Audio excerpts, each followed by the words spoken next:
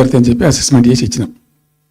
నిజంగా కూడా పాలమూరు ఒక టైంలో తెలంగాణ వచ్చిన తర్వాత 4-5 ఏళ్ళకి నేను పోతే ఎందుకో పోయినాం, బస్సు యాత్ర చేస్తే చాలా అద్భుతంగా ఇక్కడికక్కడ వరికోత మిషన్లు, కల్లాలు, అంతకుముందు పాడుబాట ఇల్లు కనిపించే పాలమూరులో నా కళ్ళతో నేనే చూసిన. ఇంకా ఇది అంతా కంప్లీట్ అయిపోతే ఈ అనుకున్న 15 లక్షల ఎకరాలకు నీళ్ళు వస్తే చాలా దివ్యంగా ఉంటుందని చాలా సంతోషపడుకుంటూ పోయినాం. సరే, ఇప్పుడు కేంద్ర ప్రభుత్వం కొత్తగా తాకిదు, అది ఎవరు చెప్పారో తెలియదు. వాళ్ళు చెప్పడం చెప్తున్నారు, ఇప్పుడు గవర్నమెంట్ ఉన్నో చెప్పడం చెప్తున్నారు. ఏంది, మీరు 90 టీఎంసీలు పెట్టుకున్నారు, పాత గవర్నమెంట్ పంపించింది. ఒకటి డిపిఆర్ తిప్పి పంపించిండ్రు, దాని మీద సడి లేదు, సప్పుడు లేదు, లుల్లి లేదు, లుకాండం లేదు, తల ఊగుతున్నారు. ఎందుకు తల ఊగుతున్నారు? రాష్ట్ర ప్రయోజనాలు కాపాడడానికి లేకపోతే, రాష్ట్రానికి వచ్చిన నీళ్ళని కూడా కాపాడే స్థితి లేకపోతే ఇదేం దద్దమ్మ ప్రభుత్వం? ఇంత చేతగాని ప్రభుత్వం ఉంటే ఎట్లా? నోరు లేని ప్రభుత్వం ఉంటే ఎట్లా? పెద్ద నోరు పెట్టుకొని పెద్ద గడబడి చేయాలి కదా. ఒక 10 టీఎంసీలు పోతేనే ఒక్కొక్క రాష్ట్రం ఎక్కడ దగ్గర పోయి కొట్లాడతారు. ఇవాళ మొత్తం డిపిఆర్ఏ పంపించి ప్రాజెక్ట్ని ఆగం చేసే పరిస్థితి వస్తే సప్పుడు లేదు ఒకటి. రెండవది, ఇప్పుడేం చేసిండ్రు, ఇరిగేషన్ మంత్రికి లెటర్ రాసిండు. వాడు చెప్పిండా చెప్పలేదు భగవంతుని గారు, 45 టీఎంసీలు ఇవ్వండి మాకు అనుమతి అని చెప్పి. ఎట్లా రాస్తావు నాకు అర్థం కాదు. నువ్వు ఏ ముఖం పెట్టుకుని రాస్తావు? ఇదో ప్రభుత్వమా? ఇట్లా ఉన్నది, ఉన్న వస్త్రానికి పోతే అనవసరం పోయింది అన్నట్టు ఉన్నది కొట్టుకుంటారు ఎవడన్నా? ఎవరై నీళ్ళు అవి? ఆల్రెడీ బచావ్ ట్రిబ్యునల్ తీర్మానంలో ఇచ్చింది, దాన్ని కర్ణాటక వాడుతుంది, అటు మహారాష్ట్ర వాడుతుంది. వాళ్ళ లెక్కల్లో చూపెడుతున్నారు వాళ్ళు. రాల్మట్టి డ్యాంలో వినియోగంలో చూపెడుతున్నారు వాళ్ళు. మాకు వచ్చిన 21 టీఎంసీ మేము ఇక్కడ వాడుతున్నామని చెప్పి. ఆ 2 ఎగువ రాష్ట్రాలు వాడుతుంటే ఇక్కడ వచ్చి మనకు వచ్చినటువంటిది బాజాప్తా, అది కూడా ట్రిబ్యునలే కదా, బచావత్ కూడా ట్రిబ్యునలే కదా. ఆ ట్రిబ్యునల్ తీర్పు ద్వారా వచ్చిన 45 టీఎంసీలు నువ్వు ఎందుకు ఆపుతున్నావు ఇప్పుడు? ఇది రాష్ట్ర ప్రభుత్వమా? అసలు ప్రభుత్వం ఉందా? నిద్రపోతున్నారా? ఇంతసేపు రియల్ ఎస్టేట్ దందా తప్ప ఇంకోటి లేదా? ఇల్టు భూములు ఎట్లా అమ్ముదాం, పల్టు భూములు ఎట్లా అమ్ముదాం, ఆ భూములు ఎట్లా దెబ్బ పెడదాం, ఇంకెంత కమిషన్ కొడదాం, ఇది తప్ప రాష్ట్ర ప్రయోజనాలు, నీళ్లు, రైతులు, మనుషులు లేరా? ప్రాజెక్టులు ఎందుకు 2 ఏళ్ల నుంచి ₹1 పెట్టలే? ఎందుకు ఒక తట్టడి మట్టి తీయలే? ఎవరు నిరోధించిన మిమ్మలను? ఎవరు అడ్డుపడ్డారు మీకు? ఎవరు కట్టేసారు మీ కాళ్ళను? అటు పైసా పనిచేయరు, నిష్క్రియాపరత్వంగా ఉంటారు. ఈ డిపిఆర్ పంపిస్తే సపోర్ట్ చేయరు. ఇలా చివరికి 45 టీఎంసీలను రాస్తారు. అంటే ఏం కాబోతుంది? ఎవరు ఒత్తిడి ఉంది దీని వెనుక? ఏం కుట్ర దాగుంది ఇది? 2 ఏళ్ళ నుంచి నేను మౌనం పాటించి చూసుకుంటూ వస్తున్నాం. తప్పని పరిస్థితి నేను బయలుదేరినప్పుడు తప్పదు. అటు కేంద్రాన్ని ఎక్స్పోజ్ చేస్తాం, ఇటు రాష్ట్రాన్ని ఎండగడతాం ప్రజల మధ్యలో. ఖచ్చితంగా ఇవాళ మొత్తం విస్తారంగా మాట్లాడినాం, చర్చించినాం. చాలా పెద్ద ప్రజా ఉద్యమాన్ని శ్రీకారం చుడతాం. కంపల్సరీ పాలమూరు, రంగారెడ్డి, నల్లగొండ జిల్లాలలో గ్రామాన దానికి పోస్టర్ డిజైన్ అవుతుంది, కరపత్రం డిజైన్ అవుతుంది. ప్రజా ఉద్యమాలు చేస్తాం, పెద్ద బహిరంగ సభలు పెడతాం. నేను స్వయంగా అటెండ్ అవుతున్న బహిరంగ సభలకు. ప్రజాక్షేత్రంలో ఈ ప్రభుత్వం యొక్క నిష్క్రియాపరత్వాన్ని ఎండగడతాం. ఇప్పుడు వాయిస్ అయితే తెలంగాణకు, మరి తెలంగాణకున్న ప్రభుత్వం మాట్లాడకపోతే ఇంకెవరు మాట్లాడాలా? మాకు 2 బాధ్యతల్ని, ఒకటి తెలంగాణ తెచ్చిన పార్టీగా, రెండవది ప్రధాన ప్రతిపక్షంగా కూడా కంపల్సరీ మా డ్యూటీ మేము చేయాలి. అందుకోసం గాను వీళ్ళు ఏదో తమాషకు మేము అదొకటి అడ్డం పొడవు మాట్లాడి, కిరికిరి మాటలు మాట్లాడి, ఈ కారు కూతలు పూసి ఏదో చేస్తామని కూడా నడవదిగా. ఈ 7 దాకా వేరే కథ, రేపటి నుంచి వేరే తోలు తీస్తాం ఎక్కడికక్కడ. ప్రజలు ఖచ్చితంగా ఎక్కడికక్కడ నిలబెట్టే ప్రయత్నం చేస్తాం. అడుగును చెక్ చేస్తాం, ప్రతి విషయంలో చెక్ చేస్తాం. Sufficient time we have given. మేము తొందరపడి మేము ఎందుకు కన్నెర్రాయి మా ప్రభుత్వం పోయింది వీళ్ళు వచ్చింది అనేటువంటి ఒక పిచ్చి అయ్యి అట్లా మేము చేయలే, అటువంటి వాడికి పోలే. ఇష్యూల మీద పోరాడుతున్నాం, ఒకే ఫీజు రియంబర్స్ మీద పోరాడుతున్నాం, ఇంకోటి పోరాడుతున్నాం, రకరకాల భూదందాల మీద, దోపిడీ మీద, చెర్ల మీద పోరాడుతున్నాం. పార్టీ కొట్లాడుతున్నది. తప్పకుండా తప్పదు కాబట్టి కొట్టాడతాం. ఇప్పుడు మొత్తం మొదటికే ముప్పొచ్చే పరిస్థితి ఉంది. గోదావరి మీద అరాకిరి చేసి చంద్రబాబు నాయుడు ఏపీ ప్రభుత్వం నల్లమల సాగరు, ఈ సాగరు, ఆ సాగరు, అటు గోదావరి దోపిడీ జరుగుతూ ఉంటే దాని మీద సప్పులు లేదు. ఇటు కృష్ణలో ఇంత ఘోరంగా పాలమూరు ఎత్తిపోతల మీద దీని మీద సప్పులు లేదు. మరి ఎవరి ప్రయోజనాల కోసం ఉన్నట్టు రాష్ట్ర ప్రభుత్వం? ఏం చేయడానికి ఉన్నట్టు? ఏం జరుగుతున్నట్టు ఈ రాష్ట్రంలో? కాబట్టి ఎట్టి పరిస్థితుల్లో నేనే స్వయంగా రంగంలో దిగాలనుకున్నా. దీనం ఈరోజు డిసిషన్ అయిపోయింది. 2-3 రోజులలో 2-3-4 రోజులలో రాబోయే 3-4 డేస్లో ఆయా జిల్లాల నాయకులతో సమావేశమై ఖచ్చితంగా చాలా పెద్ద ఎత్తున అక్కడ గ్రామానికి డప్పు కొడతాం, మొత్తం సభలు పెడతాం, కవులు, గాయకులు, కళాకారులు అందరినీ తట్టి లేపుతాం. మీ పత్రికా విలేకరులను కూడా రిక్వెస్ట్ చేస్తాం. అక్కడ జరిగే అన్యాయాన్ని, ప్రజలకు జరిగేటువంటి అన్యాయాన్ని, ఈ జలదోపిని అరికట్టాలని ఈ కేంద్ర ప్రభుత్వం అవలంబిస్తున్న విధానాన్ని కూడా తప్పకుండా చేస్తాం. ఇన్ని రోజులు ఒక రకంగా పోయినాం, కానీ తప్పేటట్లేదు. ఇప్పుడు ఎవరితోనైనా సరే కొట్లాడతాం, తెలంగాణ కోసం భయపడం, యాందాకాని పోతాం, ఈ కొండమీ గోపైనా సరే కొట్లాడతాం, తప్ప ఇడిచిపెట్టాం. ఇక్కడ ఏమి ముఖాలు చూసేది కానీ ఇంకోటి కానీ నైసిటీస్ ఏం లేవు. There is no nicety at all. Will fight, డెఫినెట్గా ఫైట్ చేస్తాం. ఎందుకంటే రక్షించుకోవాలి, రాష్ట్రం యొక్క హక్కులు రక్షించుకోవాలి, నీళ్లు రక్షించుకోవాలి, రాష్ట్ర ప్రజల ప్రయోజనాలు రక్షించుకోవాలి. ఈ విధంగా ఇప్పుడు మా కళ్ళ ముందు జరిగినటువంటి దీనిలో ఈ దుర్మార్గంలో ఎట్ట మౌనం పాటిస్తాడు కేసీఆర్? ఎందుకు మౌనంగా ఉంటాం? ఎవరి కోసం ఉంటాం? ఎందుకోసం ఉండాలి? కాబట్టి అరాకిరి ముచ్చట్లు కావు. ఇష్టం వచ్చినట్టు మాట్లాడి, ఇష్టం వచ్చినట్టు ఆల్తు ఫాల్తు కూతలు కూసి ఏదో చేస్తామంటే అది జరిగేది కాదు, జరగనీయం. రెండవది, ఈ ప్రభుత్వం కూడా సర్వభ్రష్ట ప్రభుత్వం, సర్వములో భ్రష్టమైంది. మేము చెప్తా, బీజేపీ కథ కూడా చెప్తాం. ఎందుకు చెప్పా? డెఫినెట్గా చెప్తాం. అరే నువ్వు మా ఇంట్లోకి వచ్చి మాకు దూసుకపోతా నువ్వుకుంటామే, నాకు అర్థం ఎవరైతుంది? ఏమైనా ఉండొచ్చు కాక, ఏమైనా ఉండకపోవచ్చు కాక, నీ చేపెట్టి పైసలు కూర్చుకుంటా నువ్వుకుంటావా? సాధారణ కాడికైతే కొట్లాడతాం కదా. యాక్చువల్లీ ఒక పద్ధతిలో ఈ రాష్ట్రం ఒక క్రమ పద్ధతిలో మంచిగా ముందుకు పోతూ ఉంటుంది. సంక్షేమం విషయంలో కానీ, అభివృద్ధి విషయంలో కానీ, పారిశ్రామికీకరణలో కానీ, ఐటీ రంగంలో కానీ, క్రైమ్ తగ్గించడంలో కానీ, లా అండ్ ఆర్డర్ మెయింటైన్ చేయడంలో కానీ ఒక మంచి పద్ధతిలో పోతూ ఉంది. ఇవాళ ఏందండి, జంట నగరాలలో పట్టభాగాలు నడి రోడ్డు మీద హత్యలు జరుగుతున్నాయి, అడిగే దిక్కు లేదు. మానభంగాలు జరుగుతున్నాయి, రేపులు జరుగుతున్నాయి. ఎన్సీఆర్బీ రిపోర్ట్ ప్రకారంగా 20% క్రైమ్ రేట్ పెరిగింది తెలంగాణలో.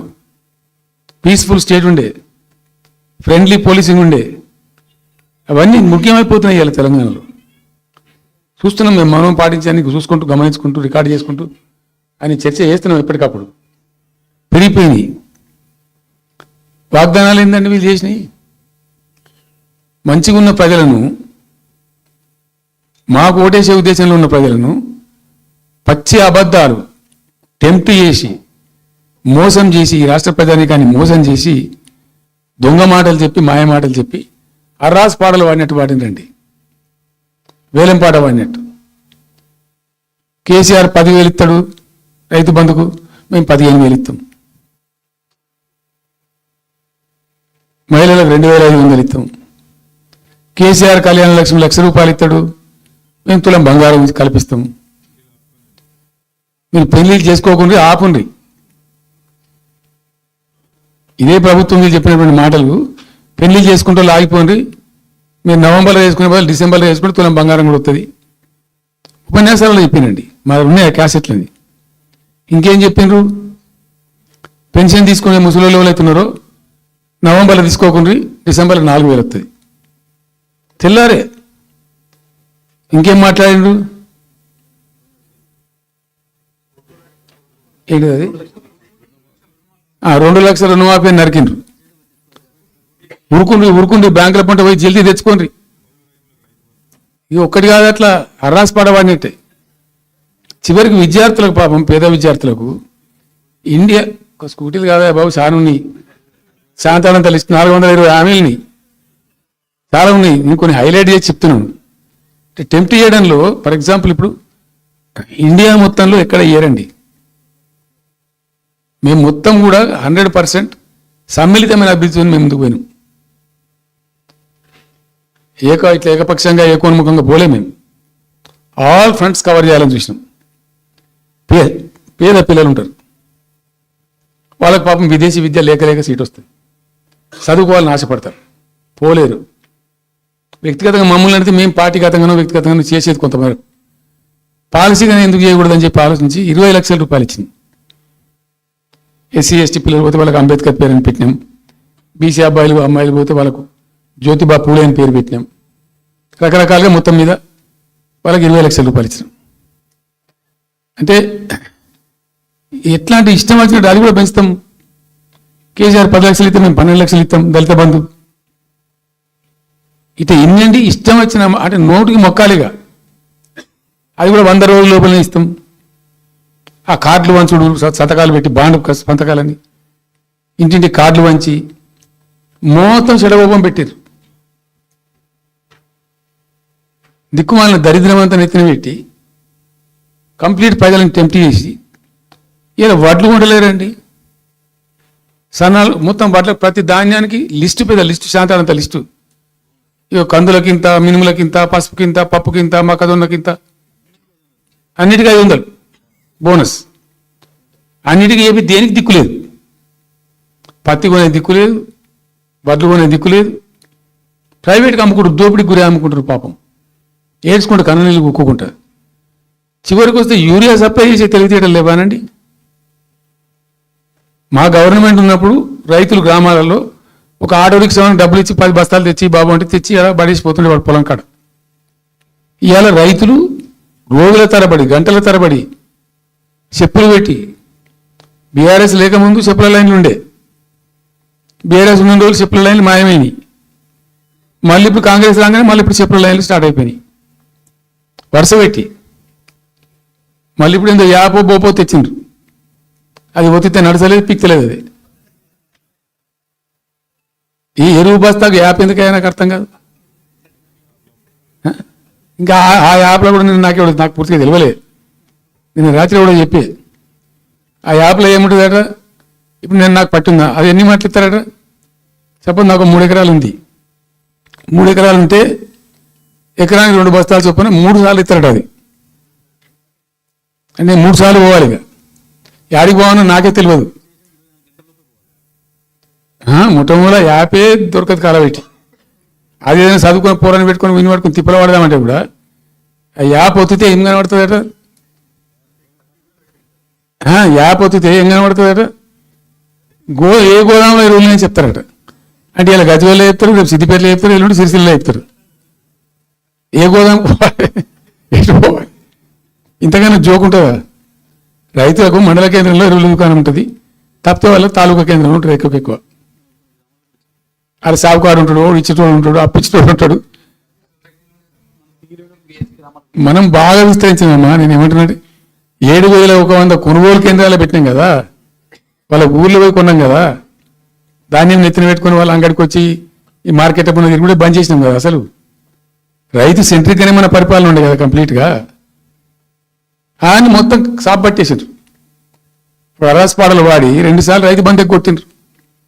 పెన్షన్ 4,000 ఇస్తామని 2 నెలల పెన్షన్ కొట్టిండ్రు. చాలా భయంకరమైనటువంటి పరిస్థితి తీసుకొచ్చింది రాష్ట్రంలో. ఇంత దిక్కుమాలిన కథ. నిరుద్యోగ భృతి ఇస్తాము, ఇవాళ మొక్కాల ఎన్ని అసలు హామీలు. నిరుద్యోగ భృతి ఇస్తాము, తోక ఇస్తాము, నోటిఫికేషన్లు ఇస్తాము, జాబ్ క్యాలెండర్లు ఇస్తాము, విద్యా భరోసా కార్డు. ఇక వాడు చూసినోడు అడ్డం పడి ఆయన ఓటేసారు జనం. జరిగింది ఏంది? టెంప్ట్ అయిపోయింది. ఏమైందంటే యాక్చువల్లీ ఫ్యాక్ట్ ఏంటంటే, ఇదే తెలంగాణ భవన్లో ఎన్నికలకు పోతున్నాం 2014. ఎన్నికల కమిటీ, హామీల కమిటీ ఒకటి ఉండే, మేనిఫెస్టో కమిటీ. అది రాస్తాను. దానిలో 2-3 రిటైర్డ్ ఐఏఎస్ అధికారులు ఉండేటప్పుడు ఒక సందర్భం వస్తే నేను అడిగిన, అసలు మనం పెన్షన్ ఎందుకు ఇస్తాం ప్రజలకు? Why do give pensions at all? ఎందుకు ఇవ్వాలి అసలు? దానికి ఒక పరమార్థమో పర్పస్ ఉందా? అగాధం పట్టుకొని ఇట్లా పంచిపెట్టుడా ఏంది అసలు? మీ ఉద్దేశం ఏం సార్ అన్నారు. అనుకోకుండా దురదృష్టవశాత్తు కొందరు డెస్టిట్యూట్స్ అవుతారు, కొందరు ఫిజికల్ హ్యాండిక్యాప్డ్ అవుతారు. ఇలా మంచిగానే ఉన్నాం, ఏమో ఏమైనా ఒక యాక్సిడెంట్ అయితే కథం తెల్లారు మనం వికలాంగుడు అయిపోతాం, కదలలేని పరిస్థితికి వచ్చేస్తాం. రకరకాలు ఉంటాయి. వృద్ధాప్యం వస్తే పాపం వాళ్ళ పిల్లలు చూసి చూడకపోయారు, కొంతమంది పట్టించుకుని లేని వాళ్ళు ఉంటారు. అట్లాంటి వాళ్ళకు, అనాథలకు, ఆర్ఫన్స్కు, డెస్టిట్యూట్స్కు, విధివంచితులకు ఇచ్చేది పెన్షన్. అది ఎందుకు? అది ఒక పరమార్థం ఉండాలి. వాళ్ళు బిర్యానీ తినకున్నా, పెద్ద గందరగోళం లేకున్నా కనీసం 2 పూటలు పప్పు పచ్చిపులిసిన అన్నం తిని వాంజాల వాడు పండుకుంటట్టు ఉండన్న ఆ మేరకు ఇవ్వండి అని చెప్పినాం. అప్పుడు ఆయన గోయల్ సాబ్ అని ఉండే ఐఏఎస్ ఆఫీసర్. ఆయన ఉప్పుకింత పప్పుకింత అని అన్ని రేట్లు లెక్కబెట్టి 670 రూపాయలు ఇస్తే సరిపోతుంది సార్ అని. నేను గావాలకి ఇచ్చేందుకు కోర్సు జాయిన్ అవ్వాలి, ఒక 1000 రూపీస్ పెట్టు, పెద్ద కథ ఎందుకు అని 1000 చేసాం. దేనికన్నా కానీ 1000 రూపీస్ చేసినాం ఫస్ట్. సెకండ్ టర్మ్ నేను ప్రకటించిన, మళ్ళీ మేము గెలిపించుకొని ఈసారి గెలిస్తే వెంటనే 2000 రూపీస్ చేస్తామని చెప్పాను. మొదలు 1000 అనేవాడు అడగలే, మా అంతరం మేమే సుమోటోగా మాట్లాడి చెప్పి Day 1 గవర్నమెంట్ ఇచ్చిన ఫస్ట్ క్యాబినెట్లో డిసైడ్ చేసి 1000 రూపీస్ పెట్టాం. 200 to 1000, 1000 to 2000 also first మంత్ని. Second టర్మ్లో మా గవర్నమెంట్ వస్తే ఫస్ట్ మంతే, ఏ మంత్లో గవర్నమెంట్ వచ్చినా అదే మంత్లో 2000 రూపీస్ చేసినాం, జనానికి అందించినాం. జనం కూడా ఏమనుకున్నారు, కేసీఆర్ 2 అన్నప్పుడు 4 అన్నట్టుగా ఇస్తాడు కావచ్చు, టెంప్ట్ అవుతారు పాపం, సహజంగా పేదవాళ్ళు కదా, లేని వాళ్ళు కాబట్టి. మనది కాదు సబ్జెక్ట్, అది కాదు కదా. ఈయన 2 ఇచ్చిండు కదా, 200 2000 చేసిండు, ఈడు తప్ప 4000 చేస్తాడేమో అనే ఆశలో మా కోటేసే ఉద్దేశం ఉన్న ప్రజలు కూడా ఈ మాయల పడి పాపం టెంప్ట్ అయిపోయి గోల్మాల్ అయిపోయి ఓట్లు వేసిండ్రు. ఇలా తలలు బాదుకుంటున్నారు, తిడుతున్నారు, భయంకరమైన తిడుతున్నారు. నిన్న నేను హైదరాబాద్ వస్తున్నాను, నిన్న నేను ఫామ్ నుంచి బయలుదేరి వస్తుంటే ఒక 10 చోట్ల ప్రామిస్ చెప్తాను. 10 ప్లేసెస్లో పక్క పండు వచ్చుకోగానే కార్లో కూర్చొని 2 స్టీరింగ్ ఇచ్చి పెట్టి 2 చేతులు మీకు పెట్టిండు. బాస్ మళ్ళీ మనం జల్దీ రావాలి, మనమే వస్తున్నాము, నెక్స్ట్ మనమే ఆయన దుంకుతున్నాడు.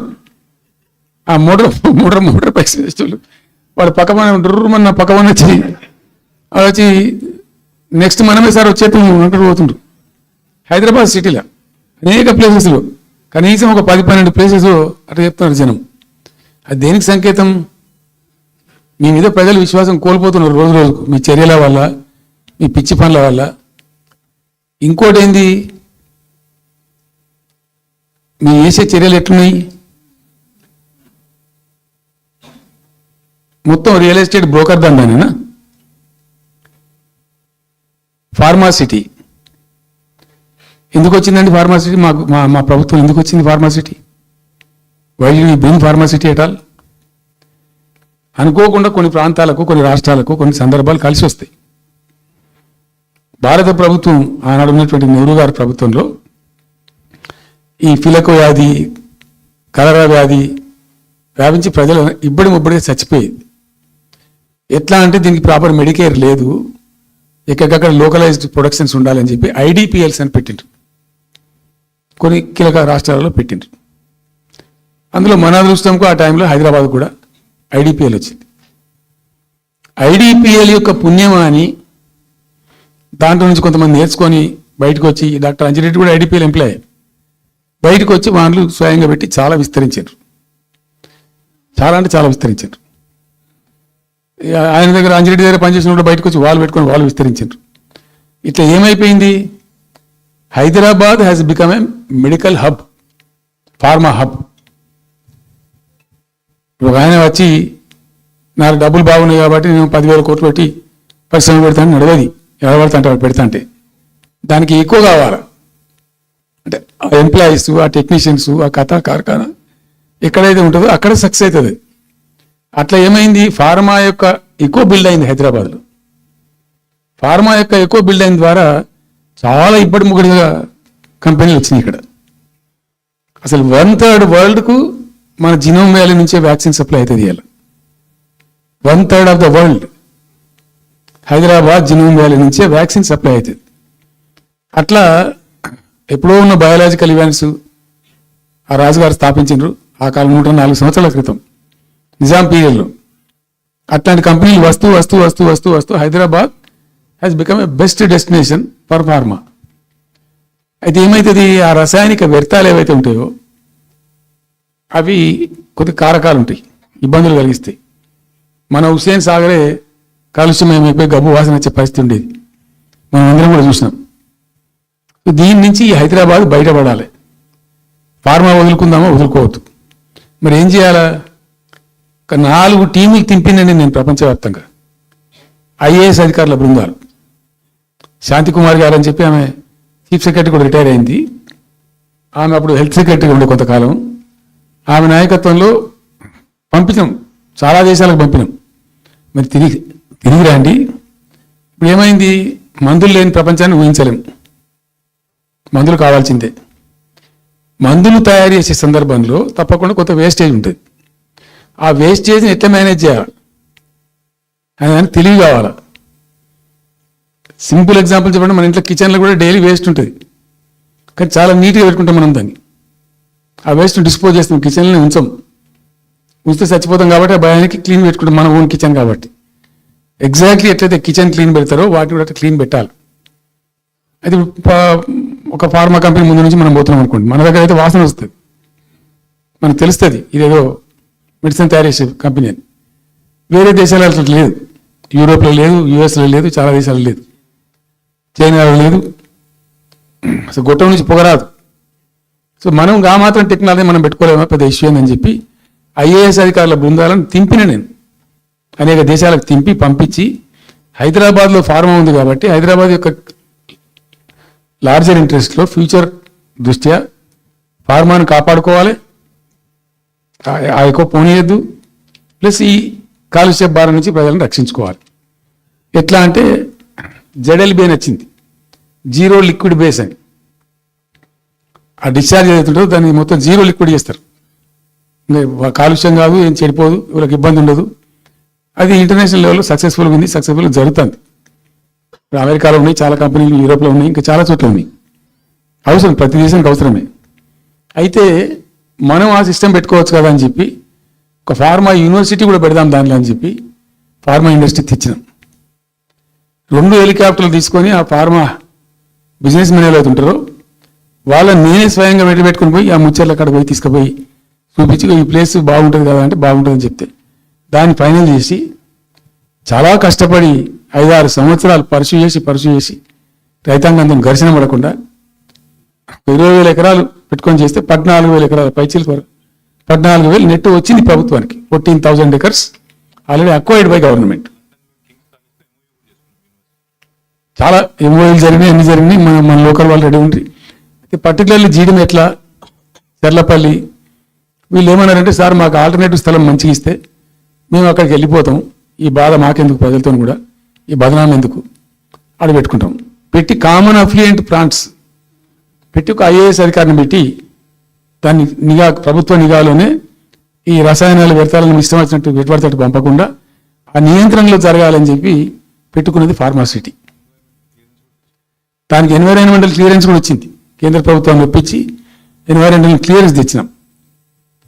హైదరాబాద్ మొత్తం ఫార్మాను ఒకటే దగ్గర తీసుకుపోయి పెట్టాలి, అక్కడ ఫార్మా సిటీ కట్టాలి, అక్కడ పనిచేసే ఎంప్లాయీస్ కూడా పొద్దాకి ఇటు అటు తిరిగేటువంటి అవసరం లేకుండా మంచిగా బ్రహ్మాండమైన సిటీ రావాలి, వచ్చే సిటీకి కావాల్సినటువంటి ఆల్ ఇన్ఫ్రాస్ట్రక్చర్ రావాలి అని చైనాలో నేను చైనా పోయినప్పుడు చూసినట్టు అది 70,000 ఎకరాలు వాళ్ళది, చాలా హ్యూజ్ ఫ్యాక్ట్. మనకి ఒక 20,000 acres అయితే మస్తు అవుతుందని చెప్పి మేము తీసుకొచ్చి చేసినాం. మెడికల్ కాలేజ్ కూడా మంజూరు చేసినాం పక్కనే, వీళ్ళని దృష్ట్యా పెట్టుకొని. అంటే మేము ఒక పద్ధతి పెట్టుకొని దాన్ని ఒక సిస్టమేటిక్గా చేసినాం. చేస్తే ఇప్పుడు దాన్ని ఏందండి దందా, ఏదైనా చేసి దాన్ని నమ్మకదొబ్బ అన్నారు. ఏం జరుగుతుంది రాష్ట్రంలో? ఫ్యూచర్ సిటీ, తొక్క సిటీ, ఎవరికి కావాలి ఫ్యూచర్ సిటీ నాకు అర్థం కాదు. నువ్వు పెంచినావు హైదరాబాద్ను, ఎవరు చేసింది హైదరాబాద్ సిటీ? ఇంత వైబ్రెంట్ సిటీ ఎక్కడికి వచ్చింది? 400 సంవత్సరాల చరిత్రతోని దీనికంతా ఒకటి ఒకటి ఒకటి ఒకటి పోతే జరిగి ఆటోమేటిక్గా పెద్ద సిటీ అయింది. అట్లా అన్ని కావు, అందరికి కావు. ఎన్ని రాష్ట్రాలకు ఉన్నాయండి? బెంగాల్ కలకత్తా ఉంది, మహారాష్ట్రకి ముంబై ఉంది, మనకు హైదరాబాద్ ఉంది, కర్ణాటకకు బెంగళూరు ఉంది, తమిళనాడుకు మద్రాసు ఉంది, ఢిల్లీ ఆఫ్ కోర్స్ ఢిల్లీ. వేరే రాష్ట్రాలు లేవు కదా, 28 రాష్ట్రాలకు ఉండేవి. సో ఇంత మహానగరం నిర్మితమైంది. ఈ నగరం యొక్క భవిష్యత్తును దృష్టిలో పెట్టుకొని పెట్టిందే ఫార్మాసిటీ. ఈ సిటీ మొత్తం గబ్బులు వేసిపోవాలి, ఇక్కడ పని నువ్వు తీసుకుపోయాలి ఫ్యూచర్ సిటీ, తోక సిటీ. ఏందన్నట్టు ఇది? అన్ని దిక్కుమాలిన పాలసీలు, రియల్ ఎస్టేట్ బ్రోకర్ దందా తప్పితే ఇంకోటి లేదు. అన్నీ కనబడతాయి మనకు. మీరు పరిశీలనగా చూస్తే, పూర్తిగా చూస్తే అసలు చాలా గందరగోళం. గురుకుల పాఠశాల విద్యార్థులు చచ్చిపోతారండి. ఇప్పటికి 120 మంది విద్యార్థులు చచ్చిపోయారు. గంత నియంత్రణ లేదా? గంత తెలివి లేదా? ఒక గట్టి అధికారిని పెట్టి గట్టి చర్య తీసుకోరాదా? ఏందో చేస్తాము మీ ఫ్యూచర్ సిటీ, తోక సిటీ, ఈ పోరగాళ్ళని చేస్తారు. తర్వాత ఫార్మా సిటీలో ఆ ల్యాండ్ అక్వైర్ చేసినప్పుడు కండిషన్ ఏంటంటే ఓన్లీ ఫార్మా సిటీకి మాత్రమే వాడతాము. Conditional land acquisition. హైకోర్టులో కేసు ఉంది. హైకోర్టులో ఈ ప్రభుత్వం ఏం చెప్తుంది? లేదు ఫార్మా సిటీ ఉంటుంది. మళ్ళీ ఆడ 3,000 ఎకరాల్లో వాడేవాడు అంబానా, సల్మాన్ ఖాన్ వంతారను బొంతారను పెడతారు. ఈ జూ పార్క్ కొంచెం ఆడబెడతారట. ఎందుకు? జూ పార్క్ అమ్ముకోదప్పడానిక? ఏం జరుగుతుంది ఈ రాష్ట్రంలో? అసలు మేము ఇటువంటి చిల్లర పనులు చేయలేదే మేము ఉన్నప్పుడు. ఇంత దుర్మార్గమైన కార్యక్రమాలు చేయలేదే. ఇది ఎక్కడ దిక్కుమాలి దందా? ఏం జరుగుతుంది అసలు? ఏం చేయదలుచుకున్నారు ఈ రాష్ట్రాన్ని? ఏం పోతున్నా? సో ఇట్లా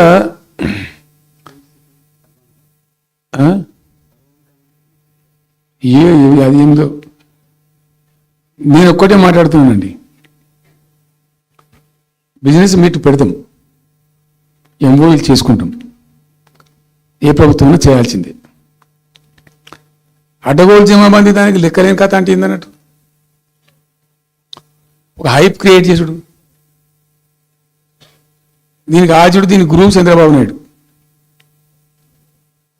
ఇప్పుడు చంద్రబాబు నాయుడు చెప్పిన లెక్కల బిజినెస్ వచ్చేది ఉంటే, ఎంఓఈలు సక్సెస్ అయ్యేది ఉంటే, ఆంధ్రప్రదేశ్లో ఈ పాటికి 20 లక్షల కోట్లు వచ్చి ఉండాలి. ఆయన ఫస్ట్ టైం అలా సీఎం ఉన్నప్పుడు ఆ ఊళ్ళో పెట్టగా వైజాగ్లో, అమరావతి వైజాగ్లో పెట్టిండు. వైజాగ్లో ఎవరు వెళ్ళి ఎంఓఈలు చేసిన వాళ్ళంటే వంట మనుషులు అని చెప్పిండ్రు. ఆ స్టార్ హోటల్లో బయట వంట మనుషులు, వాడు ఎవడ సప్లై చేసేటోళ్ళు, వాడు వచ్చి కూర్చోపోయి సంతకం పెట్టడం పెట్టిండు పాపం. అవునండి, పాపులర్ అయింది అది. ఇప్పుడు మరి ఎక్కడ పెట్టుబడులన్నీ ఎక్కడ చెప్పండి? ఆగే 10,000 కోట్లు రావాలి. 15 లక్షల కోట్లు, 6 లక్షల కోట్లు, 8 లక్షల కోట్లు.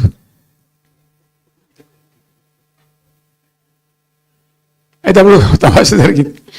ఈ భోపాల్ ముఖ్యమంత్రి, అప్పుడు నేను ముఖ్యమంత్రి నుండి భోపాల్ ఆయన పేరు శివరాజ్ సింగ్ చౌహాన్, ఆయన సీఎం ఉండే. ఆయన ఆ ప్లానింగ్, అదే ఇప్పుడు నీతి ఆయోగ్ ఉంది కదా, దానిలో సబ్ కమిటీకి ఆయన చైర్మన్. నేను భోపాల్లో పెడతా బాయ్ సాబ్ జర వచ్చిపోను ఖచ్చితంగా ఊరికే బతిమాలితే ఫోన్ల మీద ఫోన్లు చేస్తే ఏం భోపాల్ లేవా మీరు చూసుకొని అంటే, లేదు సార్ నువ్వు తప్పకుండా రావాలంటే సరే అని పోయినాను. అయితే ఆడొక ఇండస్ట్రీ మినిస్టర్ ఉంది, వాళ్ళ గవర్నమెంట్కి ఉంటారు కదా, మధ్యప్రదేశ్కు. ఆమె వచ్చి నీ కొడుకు వచ్చి బాగా ఆగమనం చేస్తానని మమ్మల్ని ఎందుకు చేస్తాడమంటే, ఆయన అదొకటితోటి మాట్లాడి ఎక్కువ చేసుకుంటుండే బాగా అంటే, నువ్వు కూడా అన్నాడు గట్టిగా చెయ్యి. ఆమె వసుంధర రాజే చెల్లెలు, ఆమె పేరు యశోధర రాజే అన్నది. అంటే అంతకుముందు ఒక కొద్ది రోజుల ముందే నేను భోపాల్ పోవడానికి ఒక దాదాపు 2-3 మంత్స్ బిఫోరే మోడీ గారు వచ్చింది. అక్కడ వచ్చి 14 లక్షల కోట్లకు ఎంఓయూ చేసి పారేసింది. ఇది మధ్యప్రదేశ్ గవర్నమెంట్. ఏంటి మొన్న 14 లక్షల కోసం చేసింది కాదమ్మా, మీకు నాకు అర్థం కాదు, నీకేం రాలేదంటావు నువ్వు. ప్రధానమంత్రి మీకు సపోర్ట్ ఉండే, మీకు పార్టీ అయ్యి మీకు మంచిగా నీకు ఇంత లాభం ఉందంటే ఓ సో బోగసాయి సాబా. ఆమె నాతో తానే చెప్తాను. నేనేమో షాక్డ్. అది వచ్చేదా పోయేస్తాంత వాటిగా గ్యాసు. అంటే ఈ గ్యాసులు ఎవరిని మోసం చేయడానికి ఇంత వంచిస్తారా ప్రజలను? నికరంగా వస్తే పెట్టుబడులు రావాలి కదా, కనబడతాయి కదా. ఆ పెట్టుబడులు వస్తే లాభాలు జరుగుతాయి, ఉద్యోగాలు వస్తాయి, ఫ్యాక్టరీలు వస్తాయి, అడిషనల్ ఇన్కమ్ జనరేట్ అవుతుంది, స్టేట్ గవర్నమెంట్కి జిఎస్టీ పెరుగుతుంది. ఏమి లేదు వాటివే గ్యాస్. మొన్న వీలైతే చెప్పి 5 లక్షల నువ్వు కొంచెం తగ్గించి చెప్తున్నావు. నేను పేపర్లో చూసింది 575.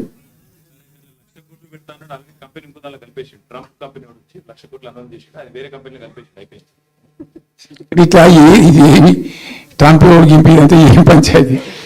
ఇట్లా ఇట్లా ఈ మోసాలు చేసి ప్రజలను ఎంతకాలం పంచిస్తారు? రియల్గా కాంక్రీట్ టైమ్స్లో రియల్గా రావాలి, కృషి చేస్తే నిజంగా తండ్రాడాలి. మా గవర్నమెంట్ వచ్చిన నాడు హైదరాబాద్ నుంచి సాఫ్ట్వేర్ ఎక్స్పోర్ట్స్ 57,000 కోట్లు ఉన్నాయండి. మేము దాన్ని 2,47,000 దాకా తీసుకుపోయినాం. స్టెప్ అప్ చేసుకుంటూ చేసుకుంటూ చేసుకుంటూ చేసుకుంటూ చేసుకుంటూ వాటిని నరికితే గాలిలో మడలు చేస్తే వస్తాయా? మేము బిజినెస్ మీట్లు పెట్టలే, కాంక్లేవులు పెట్టలే, ఏం లేదు, పరదాలు కట్టలే. బెస్ట్ పాలసీ చేస్తే ఆటోమేటిక్గా అట్రాక్ట్ అయి వస్తారు. నేను చెప్పిన అప్పుడు ఆయన పాప ఆయన చీఫ్ సెక్రటరీ కూడా రిటైర్ అయ్యిండు.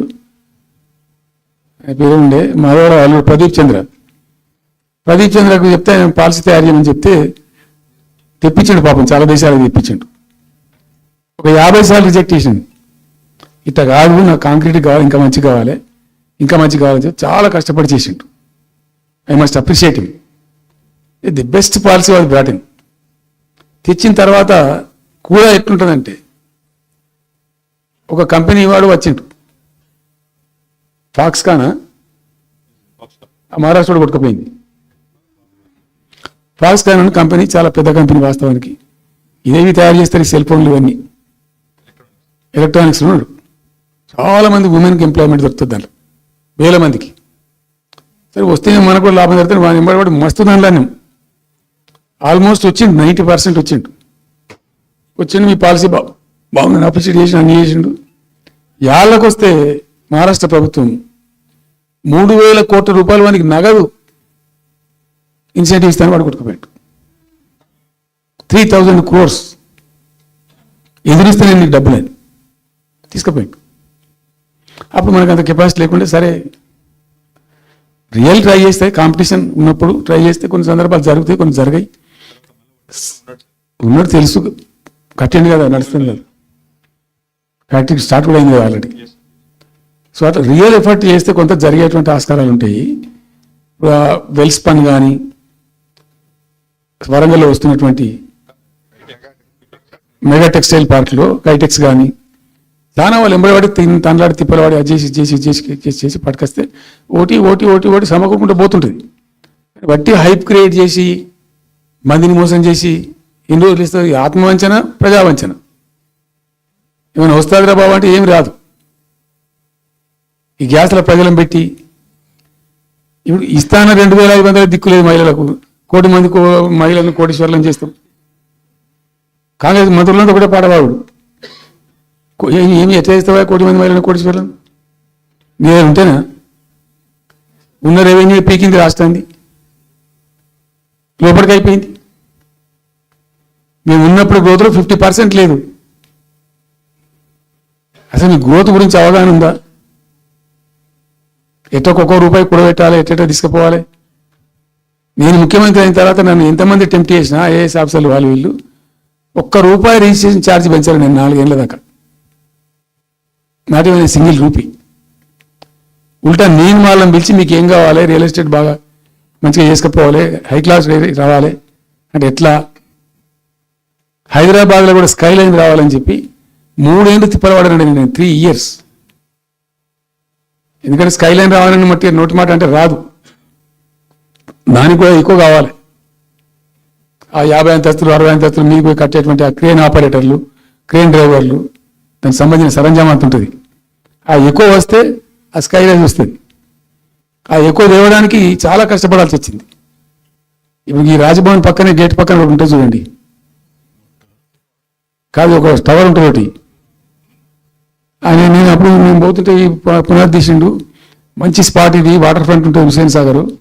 అతను చెప్పుండే మనం స్కైలైన్లో భాగంగా ఇద్దాము 50 అంతస్తులకు ఇద్దామని చెప్పి ఆగమంటే ఆయన ఎవరో రాజుగారు ఆగలే, ఆయన గతగా కట్టుకున్నాడు పాపం. It took me 3 years to bring Skyline to Hyderabad. మేము ఒక పద్ధతికి పోయినాం, సిస్టమ్ చేసినాం, ఓపికతోని చాలా సిన్సియర్గా మంచి పద్ధతితోని వాళ్ళతో డిస్కస్ చేసుకుంటూ మాట్లాడుకుంటూ ఒక క్రమ పద్ధతిలో పోయినాం. అట్టుంటుంది పద్ధతి. కానీ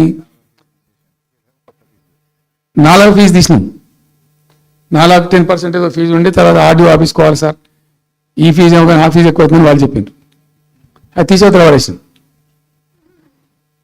అది తీసేసినాం. ఆర్డీఓ గారు పోయే అవసరం లేకుండా కూడా చేసినాం. ఇప్పుడు అదొక ఫీజు. ఆ ఫీజుతో ఏమైంది, ఆయనతో పీకింది. హైదరాబాద్ రియల్ ఎస్టేట్ గంగా కలిసింది.